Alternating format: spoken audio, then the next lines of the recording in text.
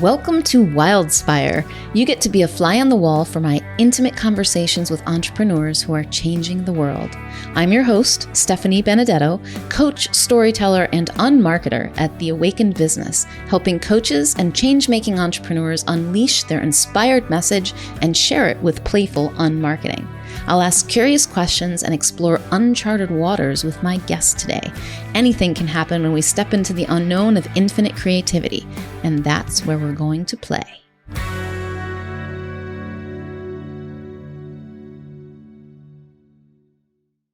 My guest today is Wren Tolo. Now, Jen and I first met at a wellness retreat in Sedona, Arizona, and we were both practitioners there, and her table was right next to mine.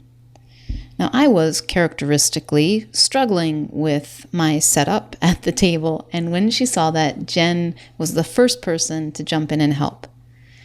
And this is what I've come to associate with Jen. First of all, a willingness to help, a very nurturing and grounded presence that has a practicality about getting things done, combined with amazing intuitive gifts. So let me tell you a little bit more about Jen. Wren Tolo is an integrative bridge to health, using her science, nursing background, intuitive gifts, and personal experiences to bridge the gaps between modern medical health care and alternative health, and between self-care and caring for others. Jen helps overwhelmed mothers and children with special challenges to tame the chaos of their lives and awaken to the magic inside so they can take back their power over their health and well-being. Jen's the author of Family Fuel, A Busy Mom's Guide to Healthy Living, and a featured author in the Wellness Universe's Complete Guide to Self-Care, Tools for Stress Management. She's a speaker, a teacher, and most importantly, a mind-body-spirit connector and magic igniter. So join me for this magical conversation with Jen. Hello there, Jen. It's a pleasure having you here with me today. I'm so excited to be here with you. I love hanging with you, Steph. Oh, thank you. So I'm really excited to hear about, I know you're sharing with the world more of your magic and bringing that into your message and helping people to find their own magic. So what does that mean to you? It's funny because it has been such a, not a terrifying thing for me, but this is really bumping me out of my comfort zone, because for me, the magic is really trusting that inner guidance, trusting the messages. And to me, there's magic in the messages of challenges and struggle, and there's magic in tuning in to the messages of your mind, your body, and your spirit. There's also magic in being open to possibilities, and magic in accepting and just kind of knowing inside to be true something that maybe can't be proven. So intuition and, do you believe in fairies? I believe in fairies. Do you? That kind of thing, not magic, but who's to say that things don't exist? Who's to say that somebody can't communicate with people that have passed? Who's to say that there aren't aliens in the world? All of this stuff that is, to me, magic, which we tend to close to because we can't prove it, because we're mired in that left brain, that logical, scientific, truth-seeking brain. But what we fail to do when we do that is we limit ourselves to that experiential, intuitive, right brain that's just so beautiful. And when we're able to merge the two, we are our most powerful. So I feel like there have been gifts of mine and magic of mine that I had to awaken to because of the struggles and challenges in my life. It was like, the universe said to me, it's time. You need to own these gifts. You need to open that third eye. You need to step fully into who you're meant to be. And to do that, you have to receive these gifts, own these gifts, and share them with the world. But there was a part of me that was afraid to do that because I was afraid of what the outside world was going to think. I didn't want to be crazy. I didn't want to be woo-woo. I didn't want to be dismissed. So I sort of, I opened that closet door for some people. I used all of my magic with my clients, but I didn't necessarily put that magic out there for the world to see. And now I'm finally in that place where I'm like, listen, we need magic right now in the world. We need to open to magic and to possibilities. And so I've been working with these two amazing women, Claire and Melissa, and they are like, your messaging has been falling short because it's not fully who you are. It's time to step in. And that was terrifying. Just from past beliefs, from things, it was terrifying to me. But it was like, okay, it's time to come out of the magical closet. Ah, cool. So I'm glad to be a part of that, coming out and sharing this. So what is your magic? Like, how are you expressing your magic in your message now? Like, what does that look like? Well, I am sharing some of my experiences, some of my intuitive, soul-driven, soul-guided experiences, some of my gifts of medical intuition, being able to sort of see things, and how I use some of the tools that I've learned to support what I see, and how I use channeling and connecting to other people's guides and people that have passed sometimes, not always, but sometimes, to really deliver the messages of the soul and the messages that the person needs to hear in order to really open to their own magic. So tell me a little bit, Jen, about this journey that you've been on, and I know that you call yourself an integrative bridge to health. And I see now that the integration is incorporating what we're calling magic, like this spiritual and your intuitive gifts and these things that maybe function outside of what most people think of as the logical mind and, mainstream science. But you also have a science background. So tell me a little bit about that, like what you're bringing together. So I was, I'll just back up a little bit to childhood. I was raised in a home, very loving home, but I had always kind of had these gifts. I always saw people's energy. I always was very guided to nurture, and for some reason I was drawn to people that needed energy, needed some help with energy. Didn't understand it obviously as a child, but I was guided to that. And I would see things, and I would be able to see things in people. And when I would tell my mother, she would say, "Oh, you're just trying to get attention. Stop it." And tell me that was sort of not okay, and that I needed to hide that, and I needed to not say this stuff. So lo and behold, I sort of learned around the age of 8 that for me to be accepted and for people to believe me or trust me, I had to be grounded in science. And so I knew that I was a nurturer, and I went on to medicine. So I went into nursing. And I went into nursing even though I was told, "You're smart enough to be a doctor. Why don't you be a doctor?" I was a nurturer. I wanted to nurture. I wanted to support people through a process, not just diagnose a person. So for me, it was medicine. And I went into critical care medicine because I liked sort of the chaos. I liked the troubleshooting. I liked being on my toes. And this was my way. I was still guided to things. I still had those hunches that something doesn't seem right to me. But I also learned how to support those hunches with science and with facts. So I would be believed. So somebody would listen to me instead of just, and I think by doing that, I had cultivated the trust with others where people knew, oh, if Jen says this, listen to what she says. Just go with it because she's usually right, right? So it was, again, just supporting that sort of logic. But then when I used those hunches, I didn't really understand that it was my intuition then, but I used those hunches to guide me. And then when my second son was born, he had a massive neonatal stroke. And when I think back on it now, it was almost like the universe was shutting off my left brain because I needed to fully use my right brain and that inner knowing. And I remember just being stuck in this, like, what's going on? Where's my baby? Why can't they bring me my baby? I'm supposed to have my baby. And my medical mind, my logical mind could not wrap I couldn't understand what was happening.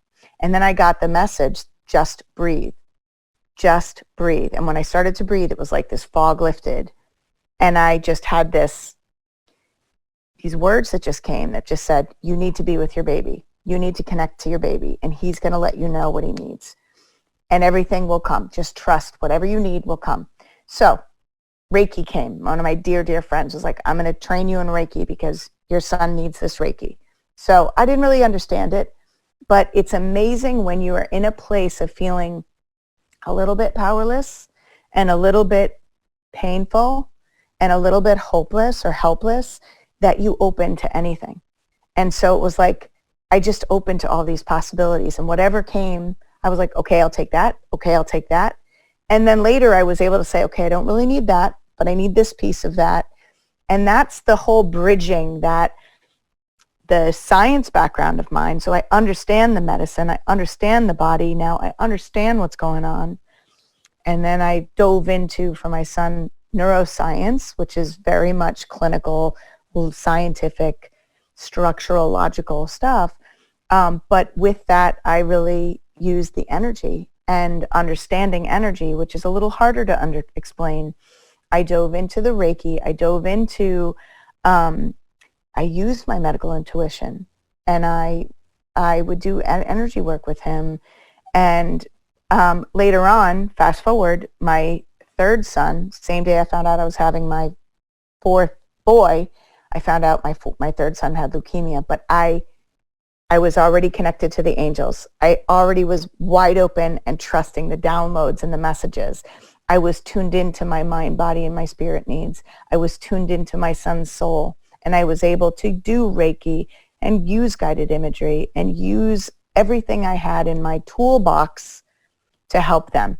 And so to me, this is where I was still getting the chemotherapy for my son, but I knew that I needed the alternative or the more spiritual stuff of the Reiki and the mindfulness and the soul connection, balance everything that came. And through that whole process, I learned how to be a bridge between self-care and caring for others, because I burned myself out trying to put out all the fires and show up for everybody else that I forgot to show up for myself. So that's when I had an experience where I thought I was having a stroke, and it turned out to be just a massive atypical migraine. But it was like my wake-up call to, hello, you have to put yourself on the map here, otherwise you're not going to be around to take care of your family. So that's sort of how I really awakened to the magic inside of me. And I use that along with the science background and along with that logical mind to ground myself and to help decipher and filter information and guide me. But I really use that in a way of balancing the left and the right brain, so that logical mind and the intuitive mind, I use that together to really light my path and show me where to go. That's cool. So the impression I have when you talk about this is it's not one or the other. No. It's broadening to allow for all of this information to inform what you know to do. Exactly. Without needing to prefer one over the other or push this aside because, oh, well, nobody's going to buy that, or that isn't real, or mainstream science doesn't accept this as possible. It's sort of, to me, and we've talked about this in the past, Stephanie, it's really for me about balance and about not one or the other, because the one or the other, or the extremes, if you will, are what throw us out of balance, I think, are what sort of keep that pendulum swing going here or there. And so when we learn to open to both and to really, because that's who we are not one or the other, we're both. There's a duality in the oneness. And when we use all that we are given, all of our gifts, and we open to it, sometimes when we are too left brain or too much of an overthinker, we block our intuition. We block our inner truth. or we spin. We set, like right now, what's going on in the world. There's so much information, one way or another, counter information that sort of cancels each other out almost. But the truth is somewhere in the middle. And so how do you find that truth? You find that truth by knowing what the information is and then tuning in to your own inner truth and your own inner wisdom. And so it's like you have to know what's out there, because I feel like this science and the knowledge is what grounds us and anchors us. If we're too much one way, then, I mean, I know people, dear friends of mine, that are sort of having trouble here on Earth in this planet because they are on a different plane. They're in that spiritual world, which is fine, but they have trouble anchoring. And then they have trouble communicating with others in a way that others can receive it. And so that, to me, is what the key is. You have to balance the two, to your point, so you can communicate with everybody, right? And so you can communicate your messages to everybody in a way that can be received. And that's my role, is I feel like I'm supposed to awaken people to their magic. I'm supposed to teach people how to bridge the gaps between, the science and intuition, between self-care and caring for others, between adults and children, and between medicine and alternative medicine. So to do that, I have to be able to speak both languages. Mm-hmm. Yeah. Yeah, that's cool. And I hear the wisdom in your own experience when you were acting as a nurse in critical care and getting these hunches and having this knowledge, and the wisdom in saying, okay, I need the science, I need the practical to back it up in order to be heard. Yes. It's not a cop-out. It's actually wise to use whatever's necessary, whatever you're led to use in order to connect with someone. It's kind of like I might have a message, I might be trying to help one person, and perhaps for them I might talk something very spiritual. Like some of my conversations are pretty out there these days. But out there in a way that's really beautiful, that takes people to that place in themselves. It gives people an experience of their connection with the universe, or their connection with God or source or spirit or whatever, which is a beautiful and healing and presencing thing. But with other people, I try to have that conversation in that particular language and forget it. They're not even going to talk to me. Right. But we can go through the intellect or philosophy in the mind, or we can go through something that's very practical and tangible and about what they're dealing with in their family and in their life at this moment. And we can take any of those paths to that place. Mm-hmm. So there's a wisdom, and I hear you having your fingers in a lot of these different things and being able to just bridge that, use that, communicate with that according to whatever in the moment you're led to do. Yeah, exactly. Yeah. I mean, and I think that it's really trusting and opening to that wisdom that comes through, the magic of the messages, to let that guide you, instead of feeling like you have to have all the answers and you have to know what to say and what to do. I mean, there are times, I remember giving a talk in particular to a group of doctors and their families about how to be more present in their life. And it was, people wanted to hear this. But I remember my husband saying to me, who's very much a supporter of mine and very trusting of mine, that he said to me, just make sure you don't get too woo-woo because they'll dismiss what you're saying. So I made sure that I had science to back up things that I was saying, and then I would just expand on that. And I said, I sort of had my little script, but I let spirit guide me. I let those messages guide me and tell me, okay, are they ready for this or are they not ready for this? Do I use this? Do I not use this? And all I do is I ask before I give a talk. For me, it's Archangel Gabriel, to help guide me. And that's opening to that magic while having my feet firmly planted on the ground, anchored. Cool. Yeah. What is the magic that you most want to awaken in people right now? I want them to awaken to their own truth, their own knowing. Because so many of us are so focused outside ourselves and focused on other people telling us our truth, telling us what to believe, telling us what to do, giving us the formula, right? And we've talked about this just in marketing, right? The formula for doing things. And this isn't to say that there isn't a formula, but I guess what I want to help people awaken to is what's the right formula for them? And how can you learn but pull out your own truths? So learn from somebody and gain some knowledge, but really integrate it and make it your own based on what resonates with your own truth and your own purpose and your own experiences. And so to me, I see so many people, I say I like to help people go from feeling powerless to powerful. And by doing that, not looking to other people to give them power, but to take back their power over themselves by opening to the magic inside of themselves.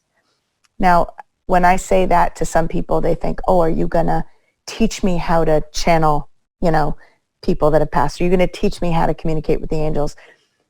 If that's what your thing is, I could help you, but I'm not going to teach you. I'm going to teach you or help guide you to awaken to your own messages, your own truth, your own gifts, to understand what your own gifts are. For example, I remember having somebody I worked with that was, I never called when I would see certain things, or I'd see an illness, or I'd be guided to certain parts of the body. I never knew that was called medical intuition. Never knew. That was never a word that I heard. I just was like guided to certain things. And I had a woman that I worked with years and years and years ago, Pamela, who said, you're a medical intuitive. And I was like, I am? She said, yeah, I've got something going on with my eye right now. Just tell me, what is it? And I was like, and my logical mind starts to shut down because I'm looking for the facts. I don't have any facts. I don't know anything about her. I didn't even know she had problems with her eye. But when I stop, and she said, just listen. And this is where the trust comes in.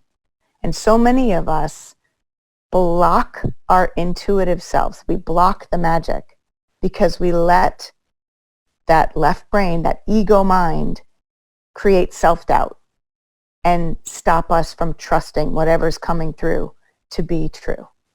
Does that make sense?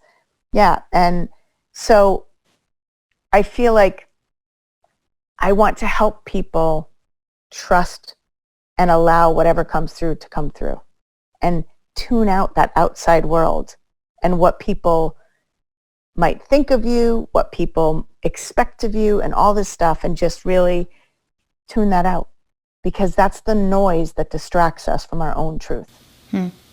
So I have, our own magic. Before you go deeper into this, and I want to ask you more about it, what did you get about her eye? I want to know. I got I'm trying to remember, because this is about 10 years ago.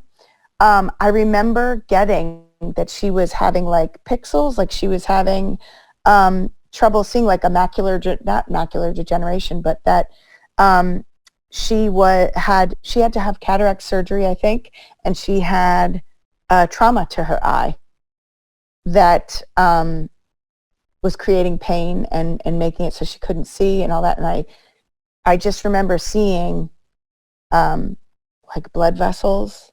I saw like foggy vision.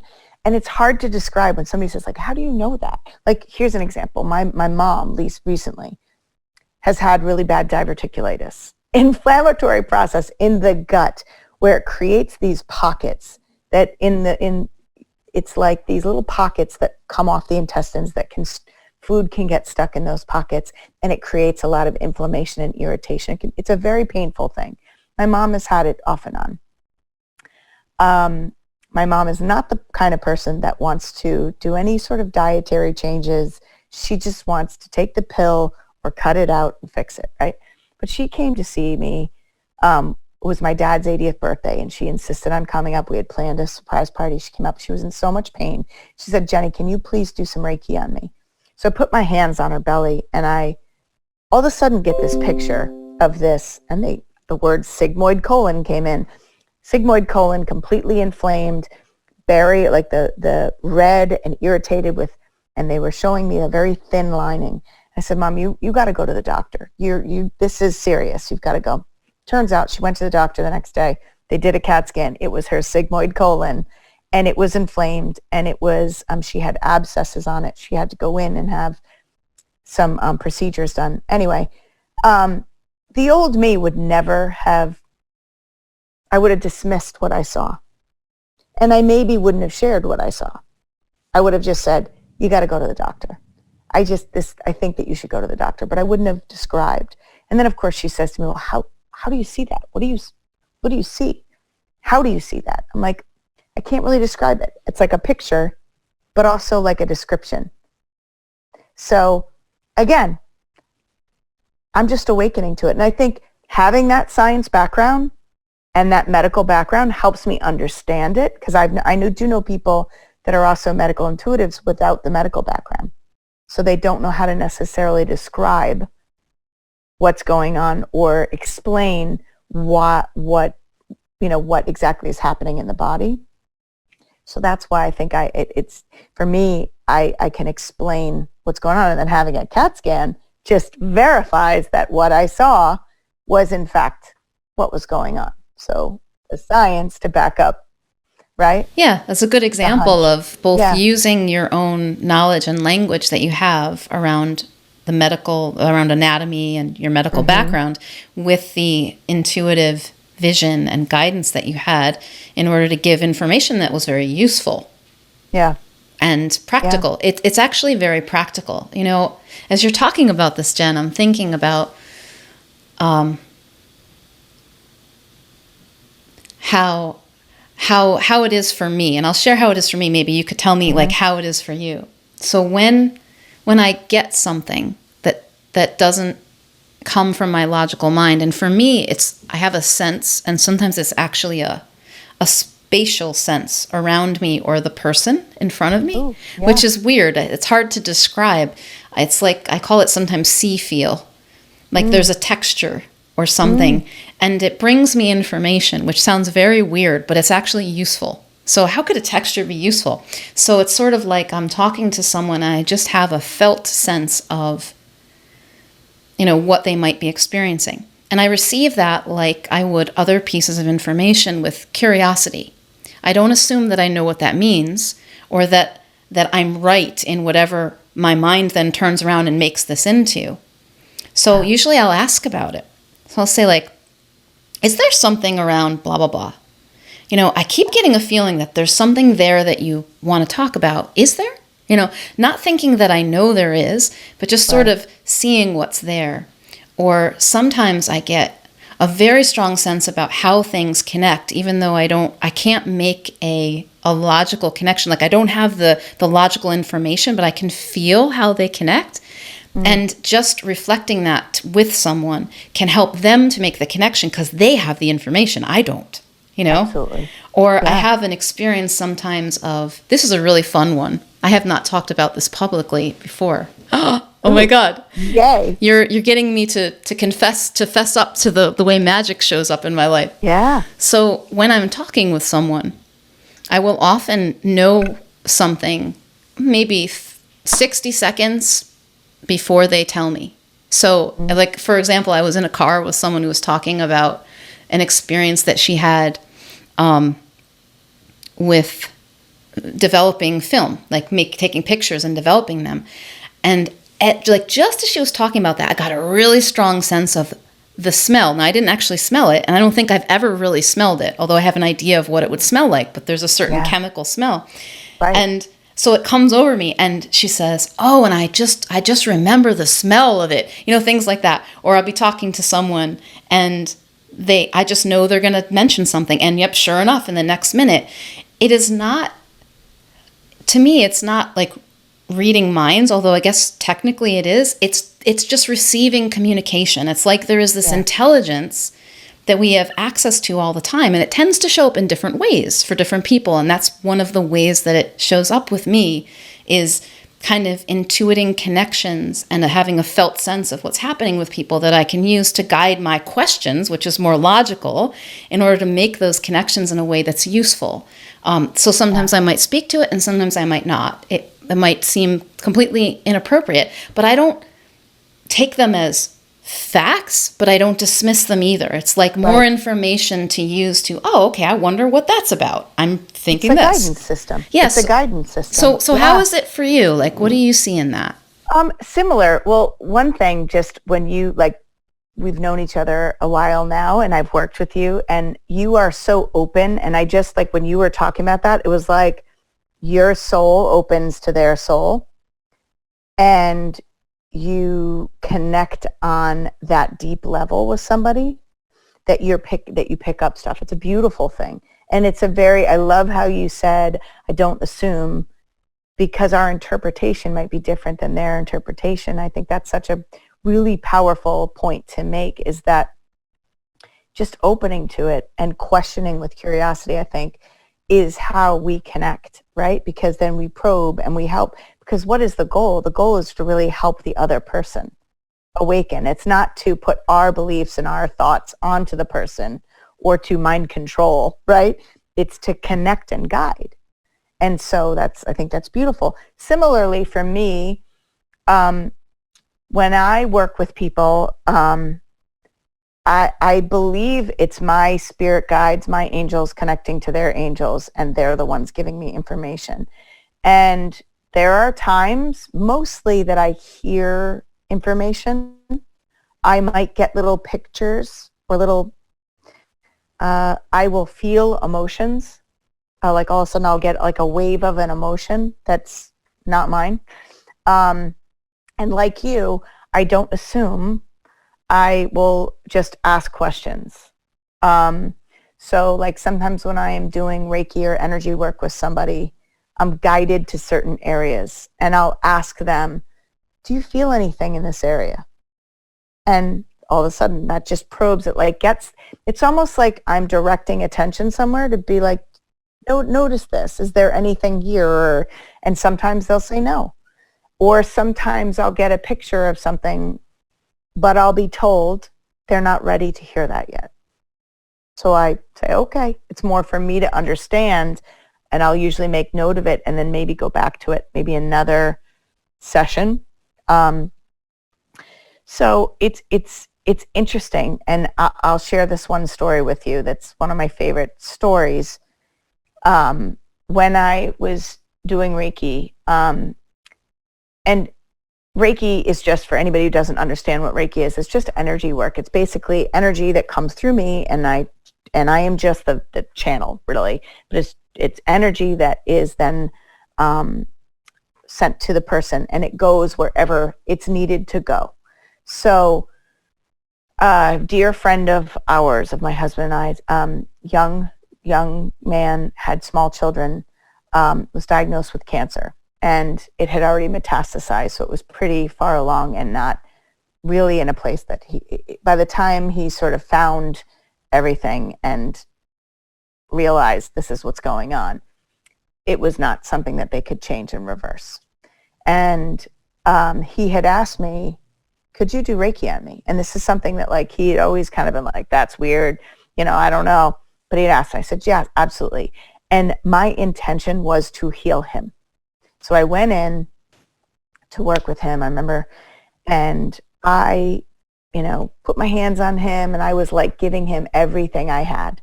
And then I went home and I was exhausted, drained, dizzy, like everything. And I remember talking to my friend Bonnie, who trained me in Reiki, and I said, all right, what did I do wrong? What can I do? And she said, you tried to heal him, didn't you?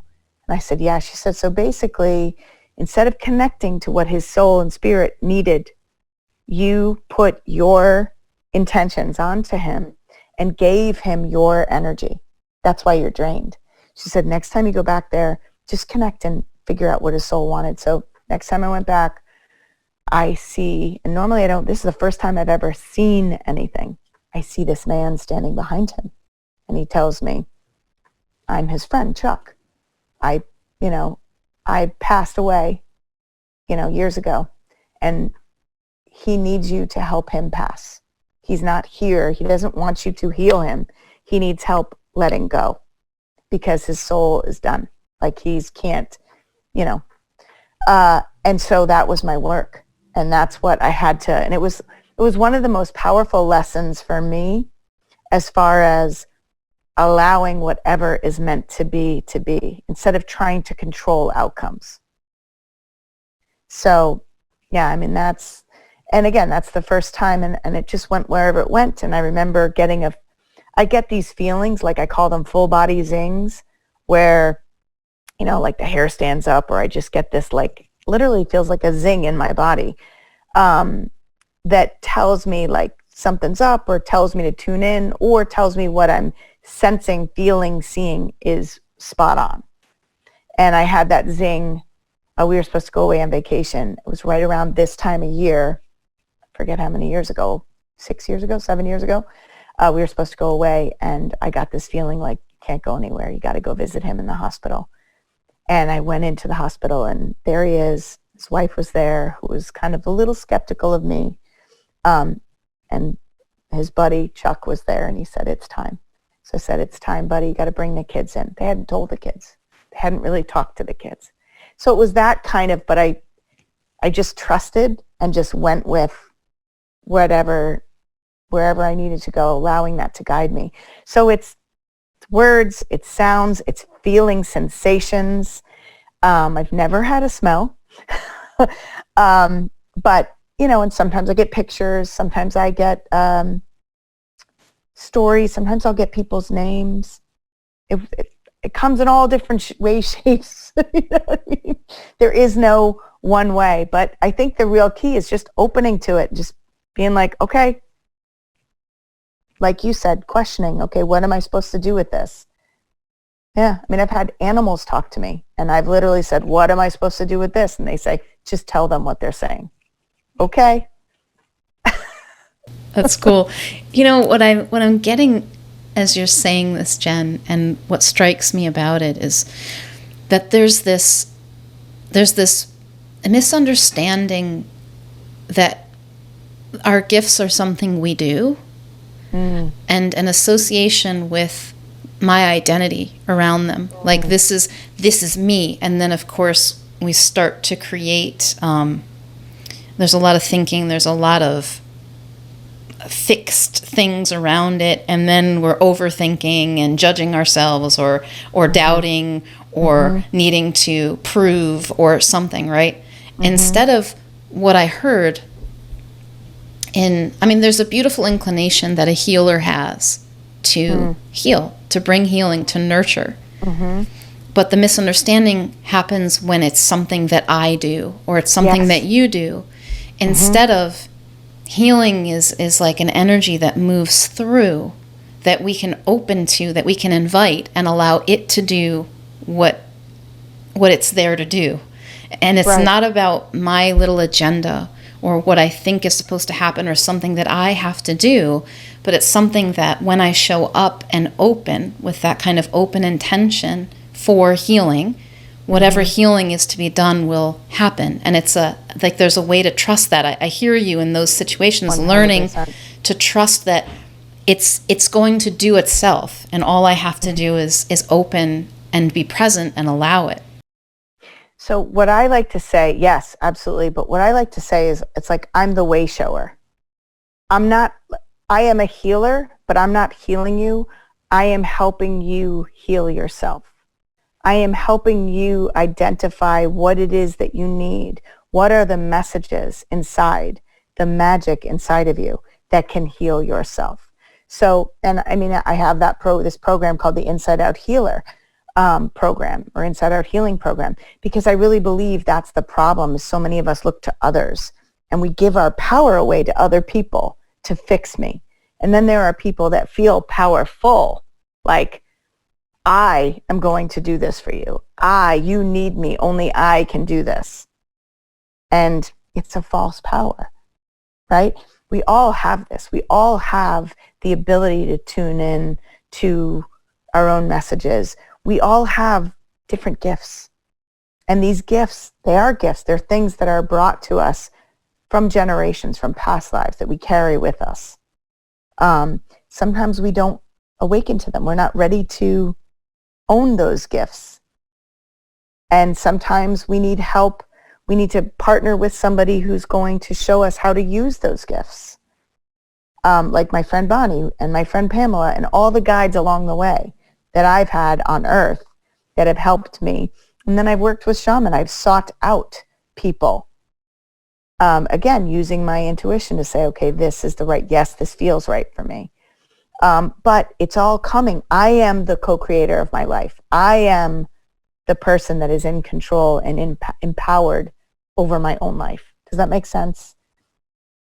And if I choose to give my power away to others, to have other people tell me what's right for me, or heal me, or tell me the right thing to do, or tell me what my future holds, or tell me what my gifts are, then I'm choosing to give my power away to somebody else. Does that make sense? Yeah. So the healing and the gifts and the knowing always comes from within, even if it's Absolutely. supported from without, and Absolutely. as it should be, as it would be, right? Like that's Yes. how our intuition and our guidance shows us things, is often Right. through externals, and sometimes through guides, and sometimes Right. through circumstances, and sometimes through information, and sometimes through science, and all of these other things that happen. But it's just like you helping me, right? You don't help me by doing for me. You help me by helping to guide me and show me, to help me uncover my own messages, right? I mean, you did that with me. Absolutely. You might help in writing something. You might give me an exercise to help me awaken to that, whatever needs to come through. But you're not doing it for me. You're just guiding me to my own truth. And that's what we're supposed to do, right? And with what I do, I always say, I am not for you if you want me to fix you, or if you want me to tell you what to do. I'm also, one of the hesitancies that I had when I was first creating this new website, this JenniferWrenTolo.com versus the ButterflyFamilyWellness.com, was I didn't want people to think that I am going to give you magic, or I'm going to help you all of a sudden get all these, like the gifts, like to be able to do exactly what I do. No, because you're not me. I'm not you, right? You're going to be able to do things that only you can do.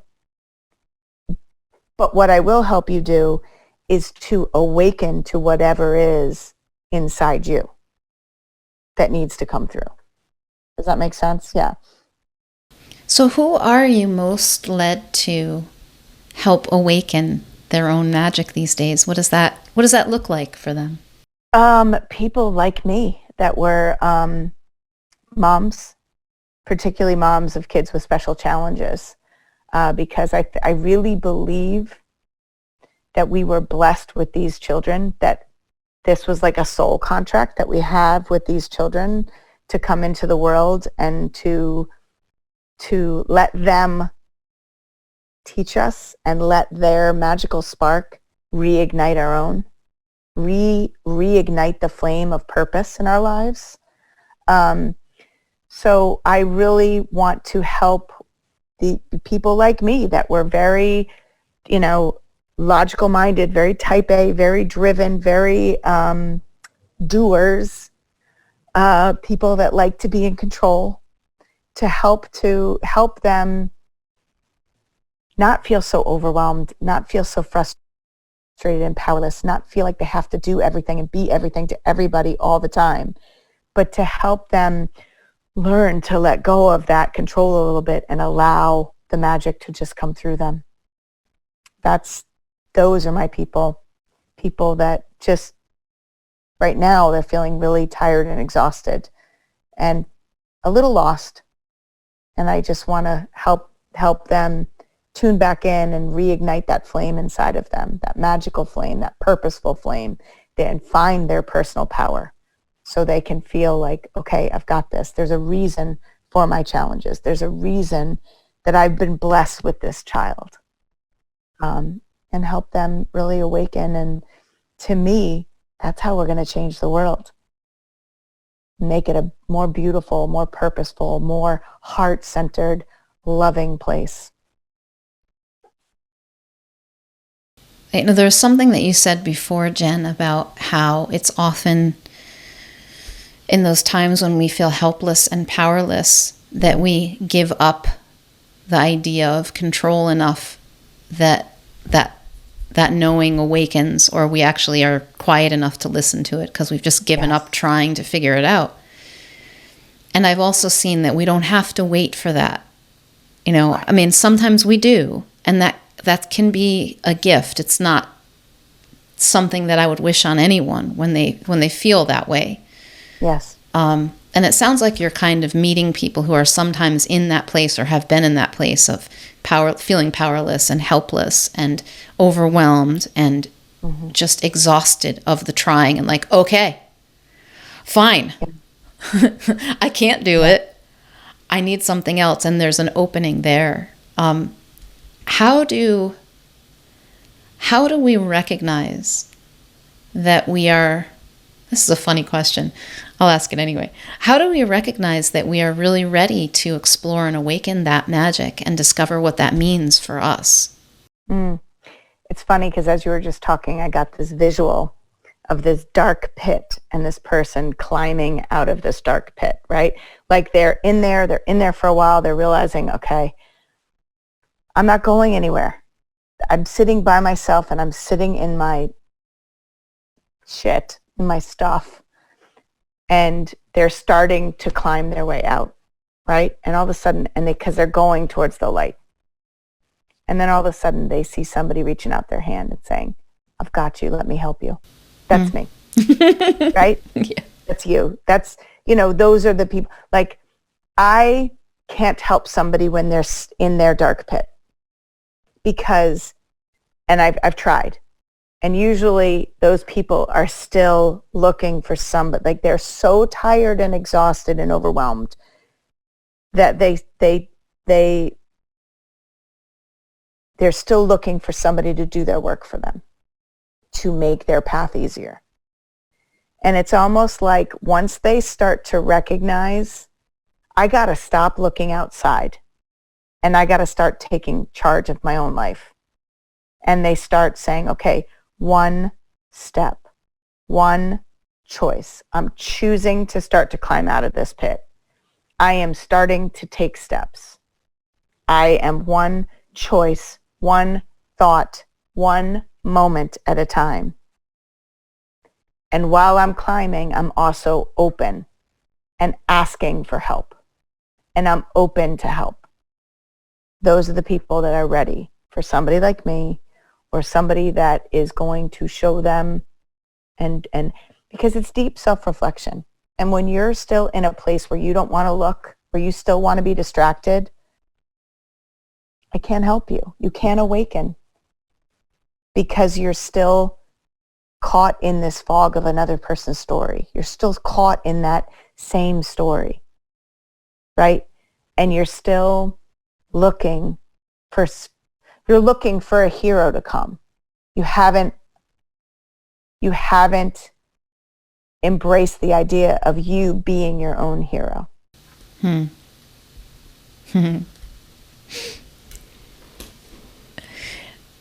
want to say something about people who find themselves in that black hole. Because in those moments it feels so despairing and like there's no way out and that there is no glimmer of light to be seen.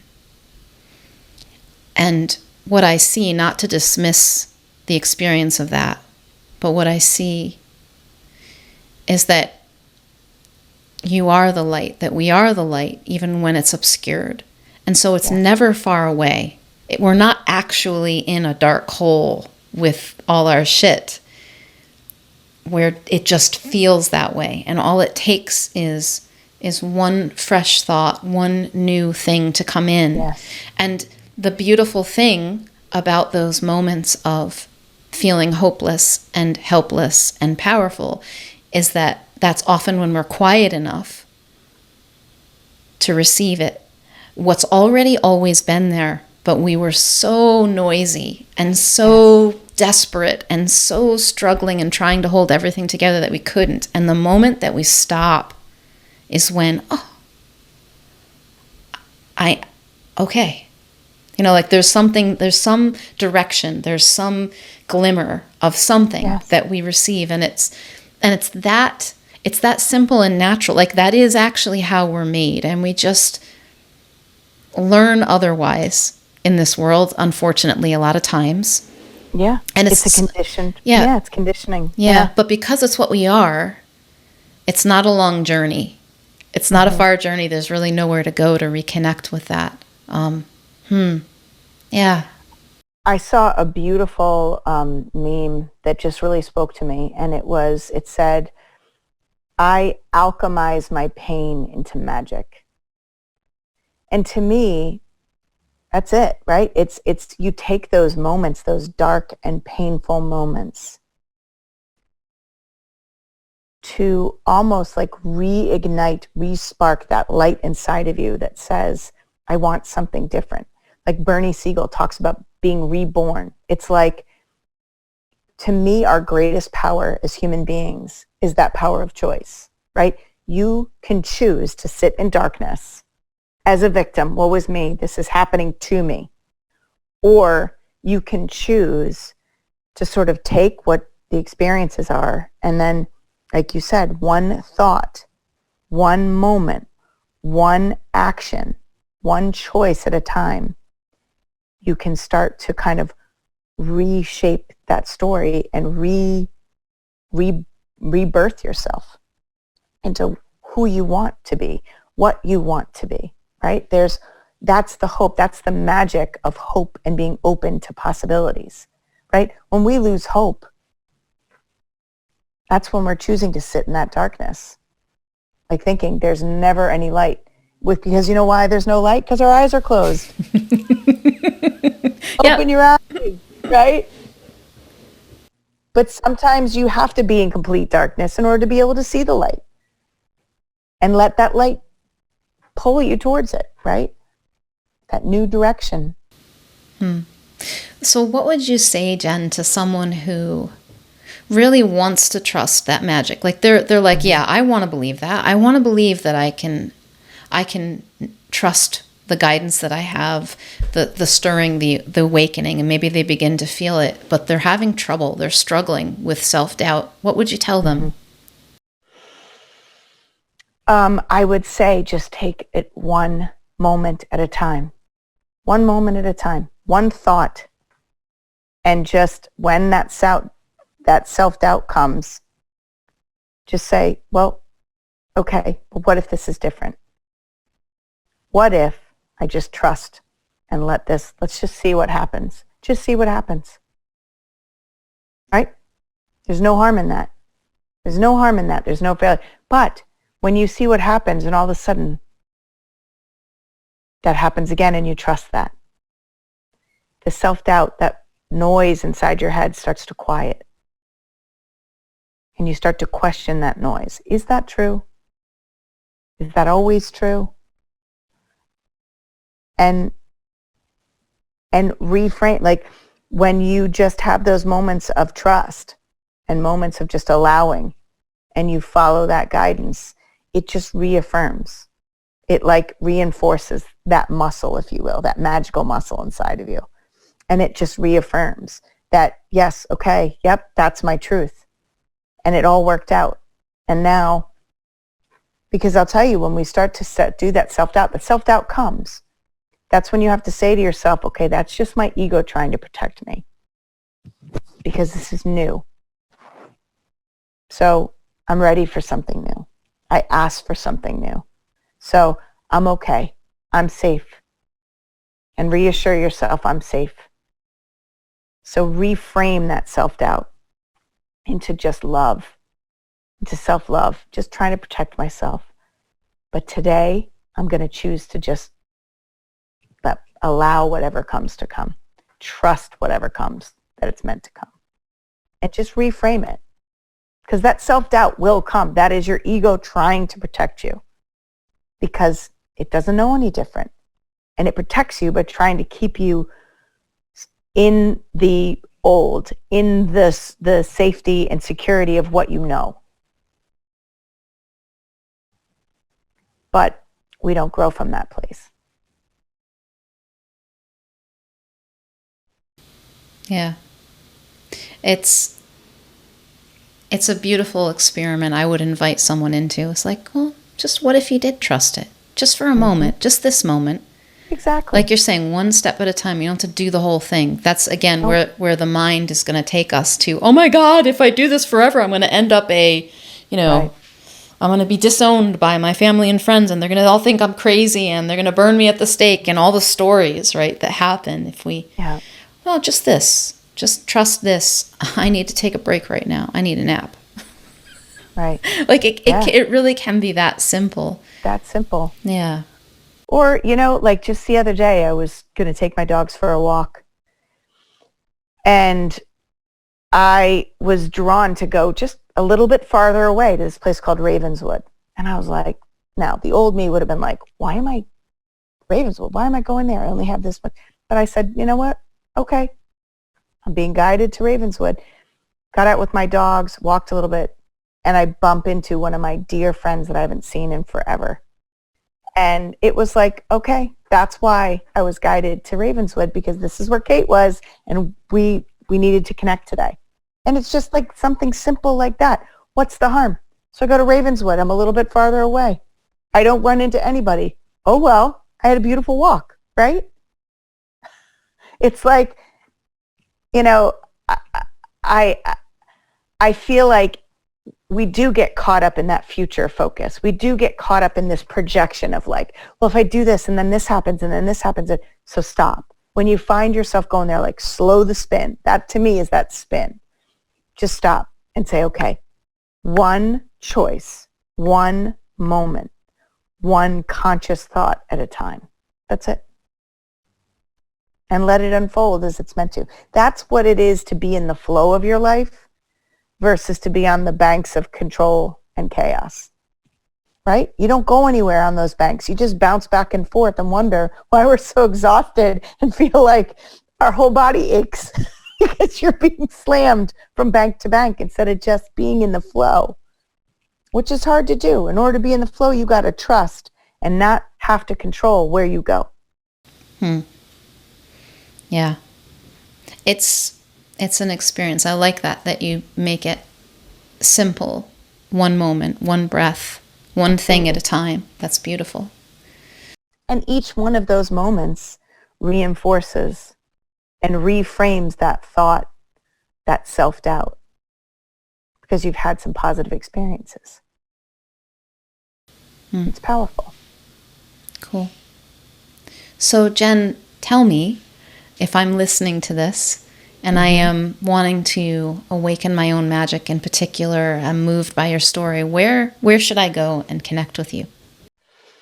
So you can check out my new website that is not fully open, but it's partially open. It's jenniferwrentolo.com. I will link to that as well. Mm-hmm. I have on there a couple of freebies. I have a 5 steps to tune into your own truth is one of them. And then I have another one that's a warrior woman reset, and it's how to calm the chaos of your life. My top 10 tips on how to tame the chaos of your life so you can reclaim your power.